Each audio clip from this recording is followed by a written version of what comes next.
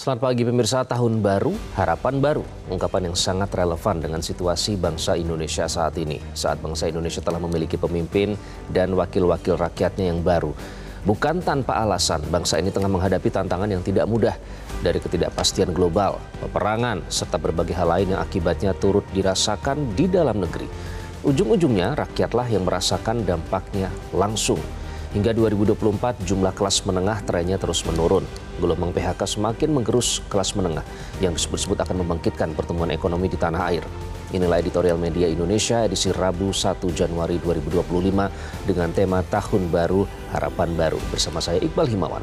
Kami juga mengundang Anda untuk berpartisipasi melalui telepon interaktif di 021-583-99-100. Dan untuk membahasnya kita sudah bergabung pagi ini bersama anggota Dewan Redaksi Media Group Aris Fadilah. Mas Aris, selamat pagi. Selamat pagi Iqbal. Selamat tahun baru. Selamat tahun baru. Tahun baru, harapan baru. Selamat menyaksikan.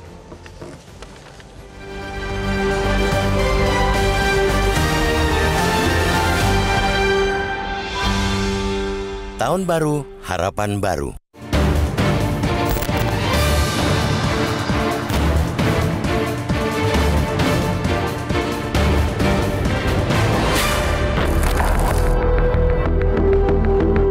Tahun baru, harapan baru.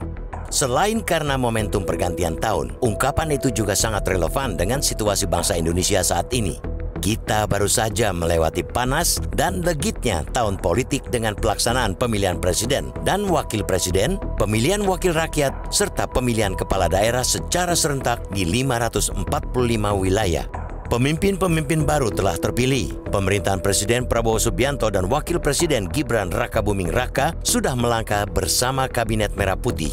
Para kepala daerah terpilih akan dilantik awal tahun ini meski jadwal tepatnya belum ditetapkan pemerintah. Segala yang baru tentunya menawarkan atau setidaknya memberikan harapan tentang keadaan yang lebih baik. Harapan rakyat kepada para pemimpin terpilih juga demikian. Seapes-apesnya, jangan sampai pemimpin yang baru justru membuat kondisi masyarakat menjadi lebih buruk. Harus disadari, bangsa ini menghadapi tantangan yang tidak mudah tahun ini. Ketidakpastian global masih menggelayut seiring konflik, peperangan maupun potensinya yang muncul di berbagai belahan dunia. Belum lagi perubahan tatanan perdagangan dunia akibat kebijakan-kebijakan tiap negara yang semakin kental dengan proteksionisme. Dampaknya turut dirasakan di dalam negeri. Industri melesu. Sebagai ekonom malah menyebut telah terjadi deindustrialisasi selama hampir 1 dekade belakangan. Itu sebabnya pertumbuhan ekonomi Indonesia gagal move on dari kisaran 5% relatif rendah jika dibandingkan dengan potensinya. Di paling ujung, rakyat yang merasakan pahitnya. Angka inflasi menunjukkan tingkat yang amat rendah di bawah 2%. Inflasi secara sederhana didefinisikan sebagai kenaikan harga barang maupun jasa. Tingkat inflasi yang tidak sampai 2% bisa diartikan harga-harga relatif landai. Tidak ada lonjakan. Akan tetapi, nyatanya bagi masyarakat kebanyakan sebagai produk barang dan jasa kian hari terasa kian sulit terbeli. Situasi itu disebabkan minimnya pengungkit dari sisi pendapatan. Di kelompok pendapatan menengah, masyarakat bukannya makin sejahtera, keuangan mereka justru makin cekak. Hampir 10 juta orang dari kelompok pendapatan kaya tidak, miskin juga tidak, itu turun kelas sejak 2019. Hingga 2024, jumlah kelas menengah masih memperlihatkan tren yang terus menurun. Gelombang PHK turut andil semakin menggerus kelas menengah. Itu baru sekelumit masalah yang di depan mata. Untuk bisa mengatasi keberadaan masalah tersebut harus disadari dahulu. Itu sejalan dengan ucapan Presiden Prabowo dalam pidato perdana sebagai kepala negara. Prabowo meminta pemimpin jangan terlalu senang melihat angka-angka statistik, padahal belum melihat gambaran sepenuhnya. Sejurus dengan harapan agar pemerintah mengatasi persoalan, masyarakat juga mesti bergerak dalam menghadapi berbagai tantangan yang menghadang. Modal bangsa untuk mengatasinya ialah dengan memperkuat solidaritas dan persaudaraan sesama anak bangsa. Hal itu sudah dibuktikan saat bangsa Indonesia melewati berbagai krisis, seperti ketika krisis moneter 1998, krisis ekonomi 2008, bahkan krisis hebat pandemi COVID-19 yang melanda pada 2020 hingga 2022. Tahun baru, harapan baru juga mencerminkan optimisme menyongsong 2025. Jadikan tantangan sebagai pelecut, akui persoalan agar kita senantiasa waspada dan sigap mengatasi sebelum terlanjur memburuk. Pupuk solidaritas untuk saling menguatkan di tahun yang tidak mudah ini. Selamat Tahun Baru 2025.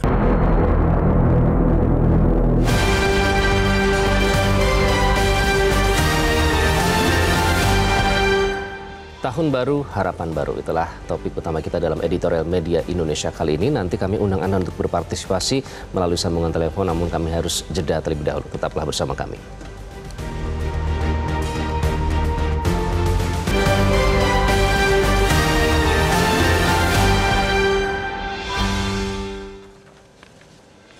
Anda kembali di editorial media Indonesia. Pemirsa, kita sudah memasuki tahun 2025 dan tentu saja harapan baru muncul ini terkait dengan berbagai aspek, bukan hanya dalam dunia politik, kemudian juga ekonomi dan juga ketertiban yang ada di negeri ini. Mas Aris, kalau kita melihat data-data yang ada, mungkin juga hasil survei yang sudah dikeluarkan oleh beberapa lembaga, sebenarnya apakah ada yang menunjukkan terkait dengan optimisme ataupun harapan dalam menyambut tahun 2025 ini, Mas Aris? Ya, Iqbal.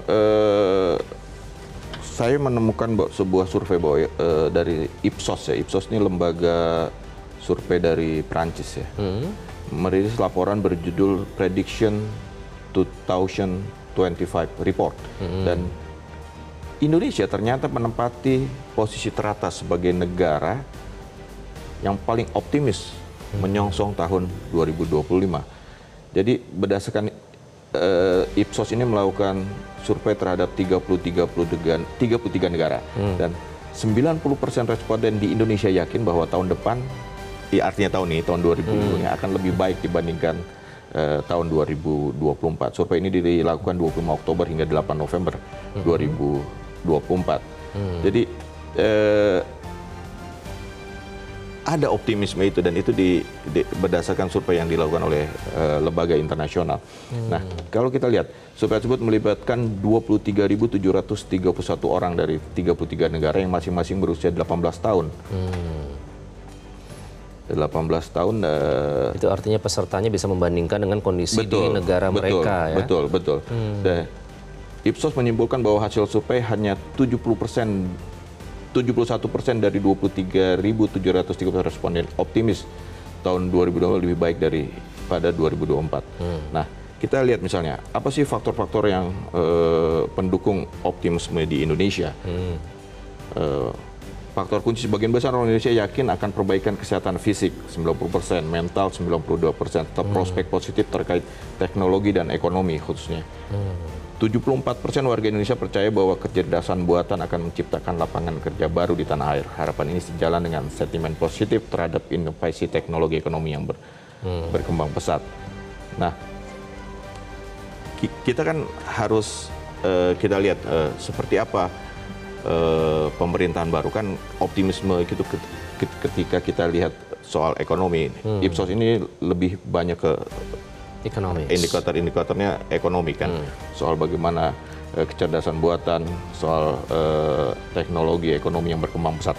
Nah, kita lihat di awal-awal tadi kita bilang bahwa optimisme itu kan muncul dengan munculnya pemerintahan baru, presiden baru, pemimpin baru.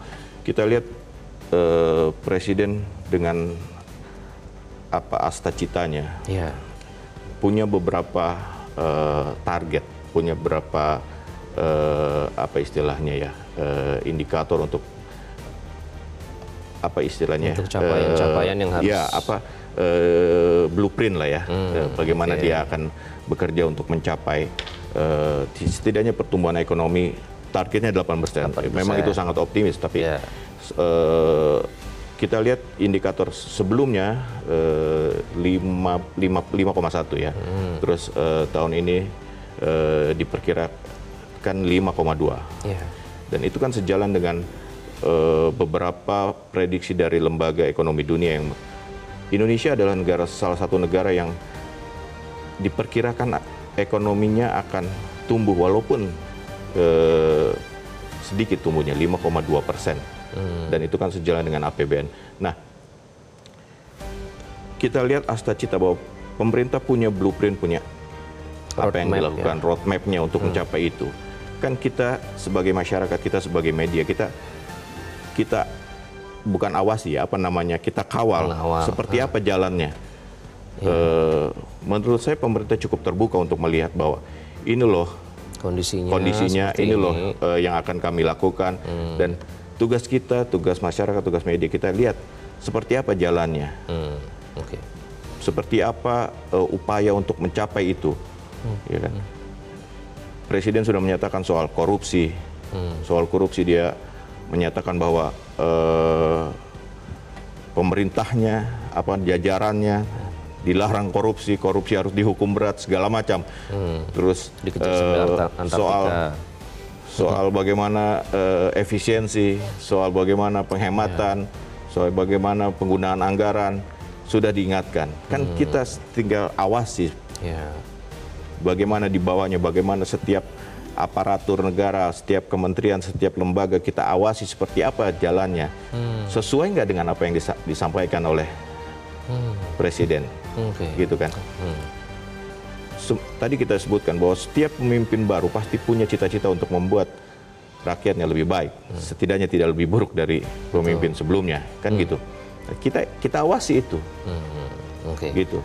Dan mungkin memang tantangan yang muncul mungkin dampak dari pemerintahan yang sebelumnya mungkin itu juga menjadi tantangan tersendiri ya. Betul. Tapi ini kan juga berarti memetakan ya Mas yang harus dievaluasi dalam hal ini. Contohnya misalnya ada soal kelas menengah yang ternyata mau tidak mau kita harus membahas soal itu ya, karena ini kan hampir 10 juta orang yang bisa disebut kaya tidak, miskin tidak itu. Nah, kelas tersebut ada 10 juta orang turun kelas sejak 2019. Belum lagi ada gelombang PHK kemarin kalau kita melihat juga industri tekstil dan beberapa industri lain. Nah, apakah ini artinya sebenarnya masalahnya sudah dipetakan, pemerintah harus terfokus dengan hasil temuan ini, Mas Betul. Aris? Kita kan tunggu seperti apa pemerintah mengatasi persoalan PHK, terutama tadi Iqbal bilang industri tekstil, kita tahu Sritek seperti apa, ya kan. Kita kan tunggu ini, seperti apa langkah-langkah konkretnya untuk menyelesaikan ini. Soal PHK, penciptaan lapangan kerja, ya kan. Bagaimana pemerintah menyiapkan lapangan kerja dengan ekonomi yang kita lihat ya bagaimana tadi kita bicara global dampaknya ke Indonesia, Pak. Penciptaan ekonomi kan dengan digitalisasi tadi, penggunaan teknologi, ekonomi, AI, soal pendidikan. Bagaimana pendidikan kemarin kita lihat misalnya Kementerian Pendidikan Tinggi, bagaimana pendidikan Indonesia itu untuk menciptakan tenaga kerja, lulusan-lulusan universitas itu relate dengan kemajuan, iya kan? Iya. Bagaimana Kementerian Pendidikan Dasar dan Menengah menciptakan sistem pendidikan sehingga menghasilkan lulusan untuk kuliah itu seperti apa? Jadi itu harus dipikirkan dengan baik. Mas, ini berarti artinya menteri-menteri kabinet saatnya sekarang membuktikan ya? Betul dong. Dengan program kerja mereka. Sangat. Betul. Ya, kita tahu kementeriannya sudah cukup banyak, ya kan? Sedikit banyak. Awalnya kita memang kok banyak sekali. Betul. Posnya bisa bertambah. Betul. Tapi kan terus terang saya ketemu beberapa menteri. Apa sih yang dititipkan oleh Presiden Prabowo kepada Anda untuk kerja? Jelaskan soal pendidikan dasar itu seperti apa, soal pendidikan tinggi itu seperti apa, spesifik jadi ya. Soal tenaga kerja itu seperti apa, tenaga kerja bagaimana, future worker tuh ya kita harus berubah gitu loh, karena dunia ini berubah, ya kan. Kalau kita masih dengan paradigma baru bagaimana pendidikan itu menciptakan orang yang tenaga kerja yang memang untuk masa depan gitu loh, Bu. Ya kan? Yang adaptif ya. Adaptif, betul. Itu yang tadi saya cari-cari itu kalimat adaptif, ya kan. Bagaimana yang adaptif dengan perubahan global tentang perubahan ekonomi. Karena cepat sekali perubahan itu ya, Mas Aris ya. Betul. Ya. Kita berapa 15 tahun lalu kita mungkin tidak pikirkan bahwa semua bisa kita lakukan di handphone, ya kan. Betul. Semua sekarang. Semua di tangan kita. 15 tahun, hanya 15 tahun. Hanya dalam jentikan jari. Semua bisa dilakukan melalui handphone. Ternyata sekarang semua kita tidak tahu seperti apa ke depan kan. Nah, itu kan yang harus dipikirkan oleh kabinet sekarang. Apalagi kita punya cita-cita di Indonesia Emas 2045. Oke. Begitu. Dan Harus punya visioner ya. Yes. Harus. Nah itu nanti kita akan tanya karena harapan tentu saja besar dan masyarakat sebenarnya sekarang dengan kemajuan teknologi tadi mengawalnya juga lebih strict tentu ya Mas ya, kepada teman-teman yang sekarang sedang membawa amanah sebagai menteri di kabinet. Nah nanti kita akan undang Anda untuk berpartisipasi bagaimana opini Anda nanti terkait dengan harapan baru di tahun 2025 ini. Tetaplah bersama kami di Editorial Media Indonesia.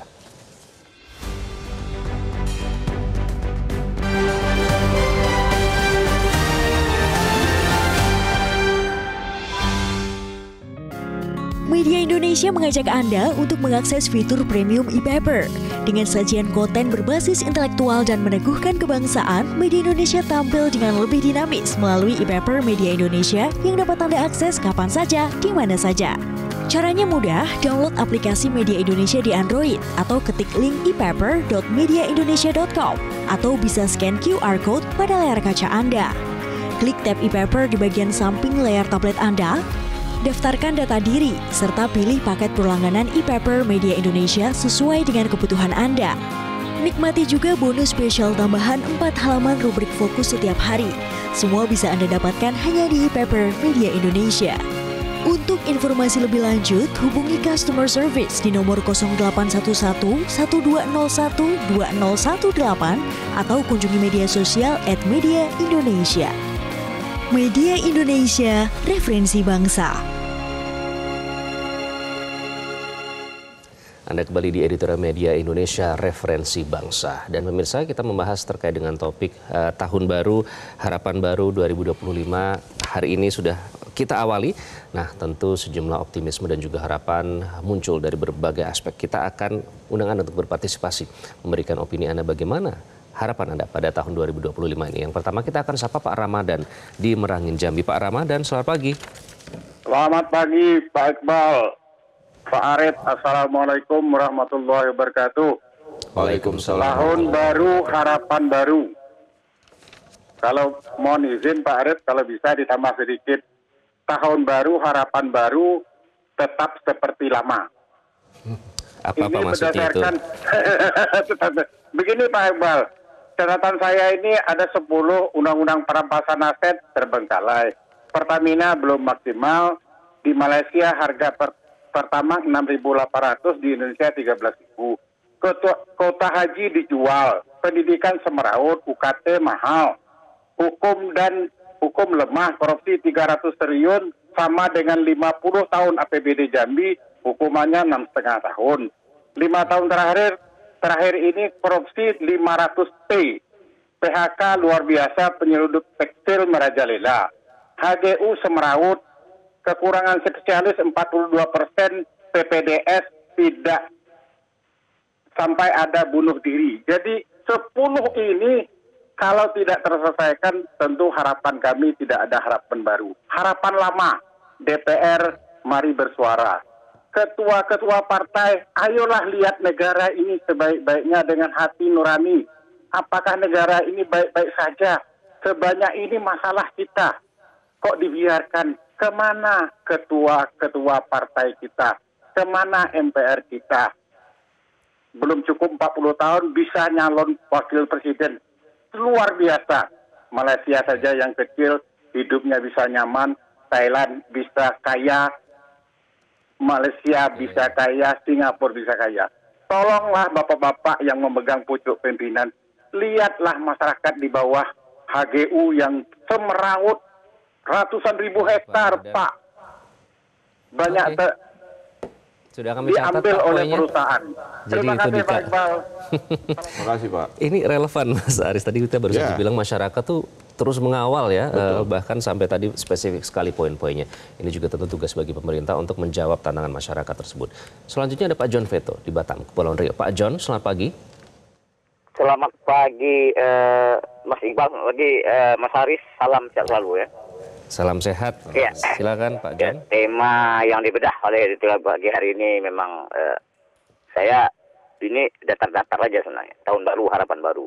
Ini kita ucapkan setiap menyambut tahun baru. Kita memang begini. Tapi realitanya Mas Haris memang apa kata yang telepon pertama tadi. Kalau saya cermati. Kita seharusnya kan dengan presiden baru, nih DPR RI baru, DPR. Nggak lama lagi kita bulan akhir Januari ini kita udah kepala daerah baru, gubernur, bupati, wali kota. Tapi saya Mas Iqbal, Mas Aris, awal aja pemerintahan kita ini, Bapak Prabowo ini, udah di mana-mana udah bikin polemik. Contoh aja demo besar-besaran di mana-mana, masalah PPN dari 11 jadi 12, ya, dibungkus lah ini untuk barang mewah aja. Tapi kan kita tengok aja nanti ke depannya. Dan lagi ada yang saya agak geli betul, Mas Iqbal ini Bapak dengar nih sama apa nih? Masalah judul, masalah pinjol, belum lagi kita baca nih masalah pengangguran narkoba apalagi, belum lagi. Contohnya lah judul aja lah, judi online. Udah ada satgas, udah ada deksnya, tapi tidak ada sedikit pun turunnya. Ya, saya selisih di mana-mana. Itu aja kok permainan orang masih. Setanya di konter-konter, top up itu apa dana itu. Memang betul ada yang pernah kita bedah kemarin itu. Anak-anak bisa dia 20.000, 30 udah main judi dia. Jadi ini sangat berbahaya untuk kehidupan. Bagaimana kita nak menyongsong tahun baru 2025 ini? Ini sangat berbahaya. Tambah lagi narkoba. Ya, kita sekarang tidak aneh-aneh aja nangkap narkoba 1 ton, 1,5 ton. Ini sangat berbahaya untuk kehidupan kelangsungan hidup Republik Indonesia, negara ini. Buatlah benar itu ini, ya. Baik, Pak John. Jadi gitu sudah aja. kami Saya catat. mengucapkan selamat tahun baru ya. Khususnya Selamat pada tahun Metro TV. baru. Terima kasih Pak John Veto dari Batam. Selanjutnya ada Ibu Indra di Cirebon, Jawa Barat. Ibu Indra, selamat pagi. Selamat pagi Bung Iqbal Himawan dan Bung Aris Fadila. Assalamualaikum warahmatullahi wabarakatuh. Metro Waalaikumsalam TV. warahmatullahi wabarakatuh. Selamat Silakan tahun harapan baru Anda, Bu. 2025 Masehi.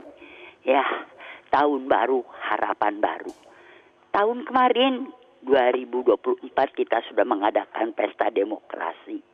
Ya, saya mendengarkan juga tadi pendapat dari pemirsa ke-1, ke-2. Namun saya ingin berkomentar Bung Iqbal bahwa meskipun belum ideal, masih banyak apa yang belum berkenan di sana sini, tapi kelihatannya prosesnya kan berjalan relatif lancar. Kita sudah mendapatkan atau menghasilkan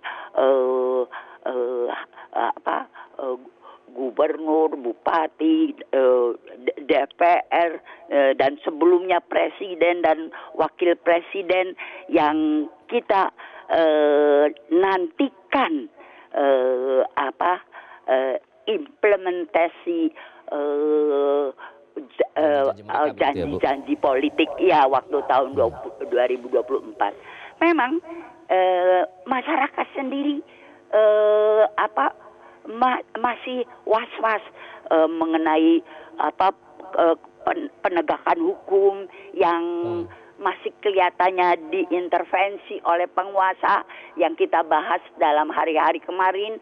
Kemudian juga PPN yang menjadi 12% itu.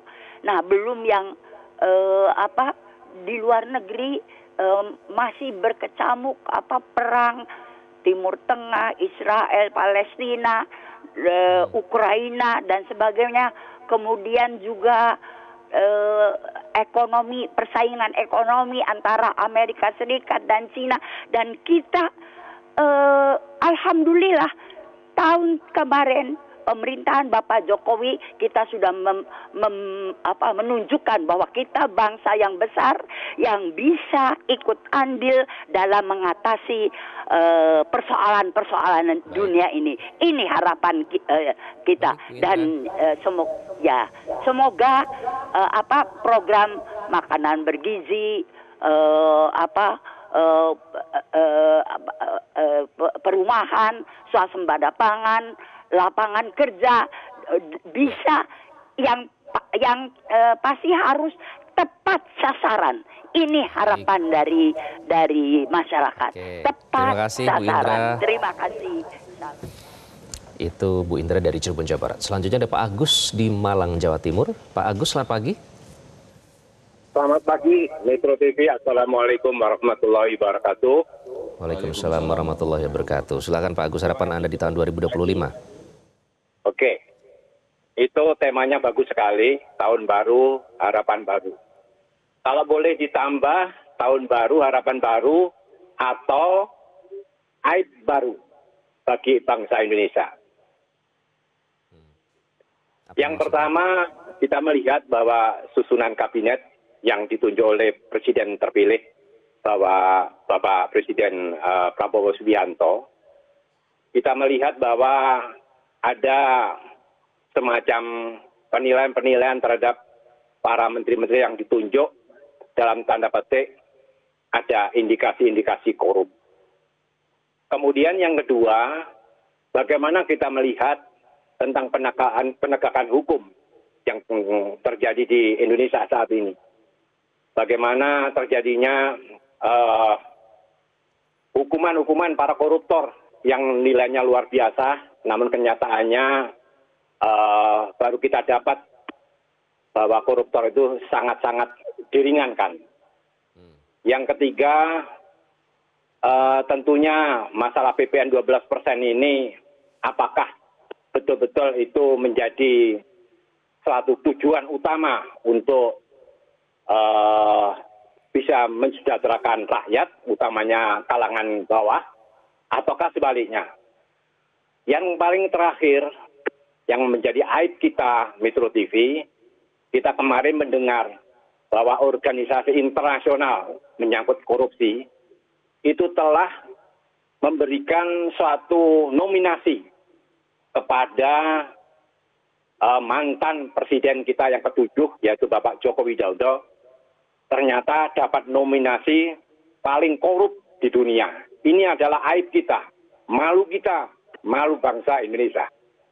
Nah di sini, apakah Presiden terpilih Pak Prabowo masih bersandingan, masih bersilaturahim, masih berkoordinasi dengan presiden yang nominasinya seperti itu. Semoga tahun baru harapan kita adalah harapan yang bersih, utama penegakan hukum, tata cara berdemokrasi. Terima kasih Metro. Terima kasih Pak Agus dari Malang, Jawa Timur. Oke, ini sebenarnya kalau kita melihat, kita tarik benang merahnya ya Mas Aris, beberapa harapan yang muncul itu sebenarnya sudah segaris dengan yang selalu ditekankan oleh Presiden Prabowo dalam pidato korupsi misalnya. Artinya seharusnya ini mempermudah masyarakat, mempermudah pemerintah untuk menjawab tantangan itu. Betul. Kita tadi 4 penelpon ya. Kalau kita benar Iqbal belum sama nih nadanya, bahwa ini loh persoalan yang dihadapi bangsa ini, ya kan, dari mulai korupsi, ya kan, judol, pinjol, apa tadi, narkoba, dan ini semua itu sudah dibicarakan oleh Prabowo, Presiden Prabowo di awal masa pemerintahannya, ya kan, sudah disampaikan di berbagai forum berkali-kali, bagaimana dia mengancam dalam tanda kutip jajarannya untuk tidak korupsi, koruptor itu harus dihukum berat, ya kan? Soal judol, pinjol, beberapa kali juga dikatakan sudah mulai terlihat juga ya soal itu ya Mas. Nah, iya. Penanganannya.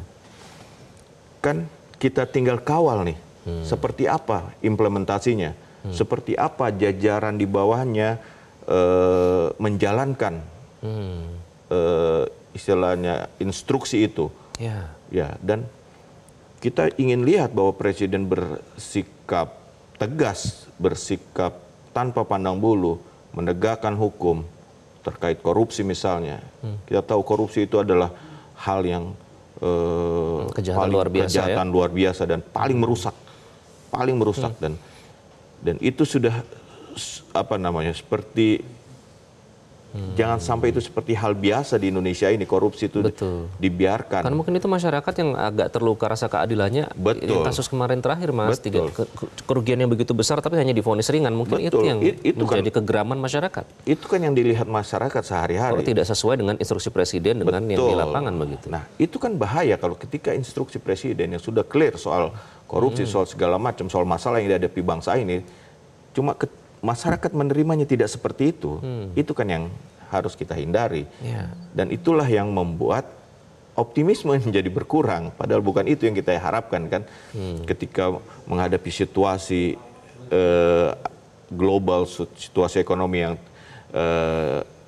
cepat berubah, bergejolak, terus kita menghadapinya dengan sebuah pesimis, itu kan menjadi soal. Itu yang sebenarnya maksud dari editorial ini kan. Oke. Dan kita senang juga ya bisa mendengar pendapat masyarakat yang ternyata betul, dan mudah-mudahan itu didengarkan. Mereka dengan segala teknologi, dengan segala informasi yang bisa, orang melihat kok apa yang terjadi gitu kan. Nah, jangan sampai orang merasa pesimis. Oke. Dan ini harus menjadi momentum ya Mas. Betul. 2025 ini jangan sampai harapan masyarakat tadi tidak segera dijawab begitu. Nanti betul, kita dan soal korupsi kita juga jangan lupa kita baru punya KPK yang baru, pemimpin KPK yang baru dengan segala. Itu saatnya membuktikan juga membuktikan mereka untuk seperti apa. Oke, nanti kita akan bahas lebih lanjut. Tentu beberapa poin penting lain yang akan kita nanti bahas terkait dengan harapan di tahun 2025 ini. Tetaplah bersama kami pemirsa di Editorial Media Indonesia.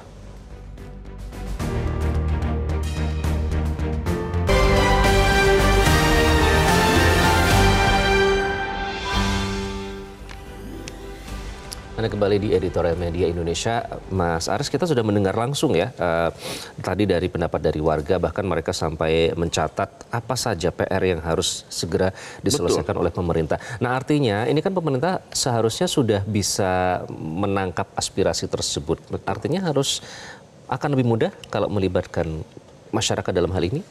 Betul. Kita tentu ya. Mungkin orang berapa tadi cuma hanya 4 penelpon, ya kan. Tapi menurut saya 4 penelpon itu adalah sudah menggambarkan apa yang sebenarnya realita terjadi di bawah, di lapangan, ya kan. Bahkan tadi ada pemirsa yang secara detail dia mencatat 10 PR yang harus segera diselesaikan untuk dia bisa optimis menatap 2025 dan ya kita berharap para pengambil kebijakan nonton kita ini kan, mendengar dan tahu itu loh. Dan seharusnya sih tahu karena itu bukan hal yang mengada-ngada, bukan hal yang dibuat-buat gitu loh. Memang itulah persoalan kita kan. Betul. Apa judul tadi misalnya kita ambil itu kan benar-benar merusak bangsa ini kan. Dan itu harus ada langkah konkret seperti apa itu mau diberantas. Jangan sampai justru sapu yang harus memberantas juga kotor. Itu konkret. Nah, menjawab hal-hal seperti itu, Iqbal, kalau pemerintah bisa menjawab hal-hal seperti itu dan dirasakan langsung oleh masyarakat, optimisme itu akan terus muncul bahwa bangsa ini akan menjadi lebih baik di tahun yang akan datang. Soal korupsi, bagaimana pengawasan hakim, bagaimana ya hakim itu kan soal nurani ya, soal hatinya, soal bagaimana dia memutus sebuah perkara. Kalau nuraninya yang sudah rusak kan itu repot kita. Ya, bagaimana pengawasannya itu. Nah, hal-hal gitu luar biasa tadi penonton kita itu bisa dia catat 10 itu. Mungkin yang membuat mereka juga resah ya, termasuk kita sebagai masyarakat adalah pada saat sampai tataran membuat kebijakan itu selama ini minim partisipasi masyarakat, Mas Aris. Apakah ini saatnya momentum bahwa setiap kali membuat kebijakan libatkan masyarakat dalam hal itu? Iya. Menurut saya pemerintah ini jangan sampai kehilangan momentum. Ini adalah momentum yang terbaik ketika situasi sedang tidak baik-baik saja dengan beberapa ukuran. Bagaimana mendapat kepercayaan publik. Ya kita tahu bahwa pemerintahan ini memenangkan pemilu dengan suara mayoritas yang besar. Tapi kan jangan sampai itu menjadi terus menjadi berkurang kepercayaan itu karena salah mengambil kebijakan di momentum yang baik ini gitu loh. Kan memang ada tantangan, tapi kan tantangan itu bisa kita lihat sekaligus sebagai peluang untuk menjadi lebih baik, peluang untuk mendapatkan hal-hal yang baik. secara ekonomi, secara politik gitu kan. Sehingga mendapat kepercayaan publik. Jadi penonton-penonton kita yang tadi itu bisa oh ternyata benar. Oh ternyata diambil keputusannya. Oh ternyata suara saya terdengar. Oh ternyata pemerintah mereka tahu apa terus, persoalan yang kita hadapi di bawah. Kan begitu. Berarti ini saatnya sekarang para menteri untuk membuktikan. Kalau tadi masalah korupsi memang harus dibuktikan terlebih dahulu. Kepala daerah juga harus bisa menerjemahkan instruksi dari presiden ya, Mas Aris ya? Ya harus, sangat harus. Satu karena suara memang semua. mereka yang di bawah yang satu komando begitu satu komando. Nah, ya memang PR kan kita tahu sendiri bahwa kepala daerah itu dipilih langsung. Mereka seperti tidak punya ini dengan tidak punya hierarki yang bukan dipilih, tidak berjarak lah ya. Bagaimana tidak berjarak dengan pemerintah pusat kan, biar bagaimanapun harus sejalan kan, Bal. Pemerintah pusat dengan itu kan harus sejalan walaupun pemerintah di daerah itu dipilih langsung oleh rakyat. Baik, kita nantikan dan kita kawal terus, Mas Aris. Pemirsa juga terima kasih sudah memberikan poin-poin yang menarik tadi terkait dengan optimisme harus selalu dibangun, tentu saja dengan mendengarkan aspirasi dari masyarakat. Sekali lagi, Mas Aris terima kasih, kita bangun optimisme ini bersama dan kita kawal bersama. Pemirsa, ketangguhan, solidaritas dan persaudaraan bangsa ini telah diuji saat melewati krisis 1998 dan pandemi 2020 hingga 2022 silam. Nah, di tengah masih banyak dan besarnya tantangan bangsa ini ke depan, solidaritas dan persaudaraan itu tentu masih dibutuhkan. Dengan begitu kita bisa terus bersama dan sigap mengatasi berbagai persoalan di tahun yang tidak mudah ini. Tentu saja sinergi yang dibangun antara pemerintah dengan masyarakat. Selamat tahun baru 2025. Terima kasih Anda sudah menyaksikan Editorial Media Indonesia. Saya Iqbal Imawan, selalu jaga kesehatan Anda. Sampai jumpa.